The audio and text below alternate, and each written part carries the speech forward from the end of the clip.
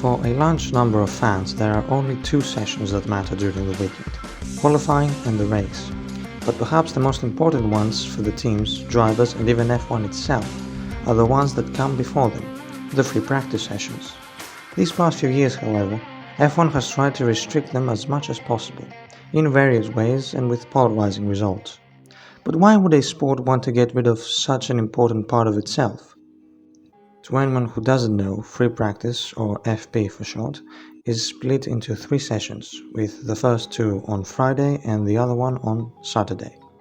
Teams and drivers have little to no restrictions to run their cars, as they're left free to try new setups and parts.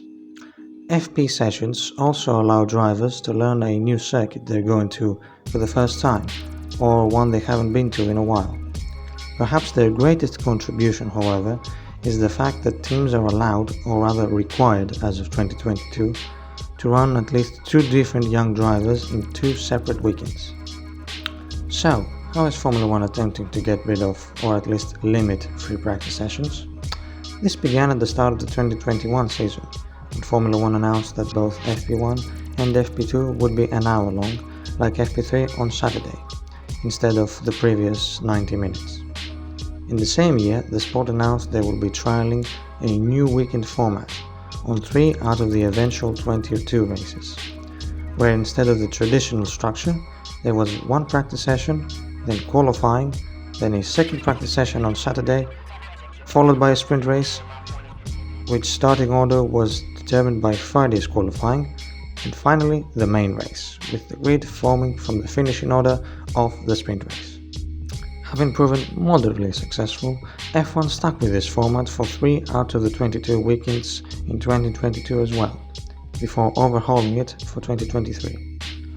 Qualifying for the main race now takes place on Friday after free practice 1, while qualifying for the sprint race, which F1 has named Sprint Shootout, happens on Saturday, with the sprint race itself starting a few hours later the same day, and that leaves the Grand Prix on Sunday. This new sprint format, which first made an appearance in Baku, is set to feature in 5 more Grand Prix weekends, with this week's Austrian Grand Prix being one of them.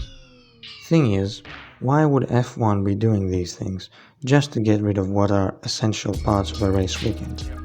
It all comes down to one simple factor: viewership. While dedicated fans may sit through, or some, or even all of the free practice sessions, most, especially newer ones, tend to ignore them completely.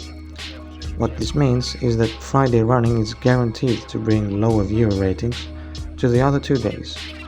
When qualifying was moved to Friday in the original sprint format, all days saw at least one competitive session. This of course will attract a bigger audience, which is exactly what happened at Silverstone in 2021, especially because F1 can now market Grand Prix as having more than one race in a single race weekend. And that's what F1 wants: racing, and more importantly, closer racing, something the sport has been after for a long time.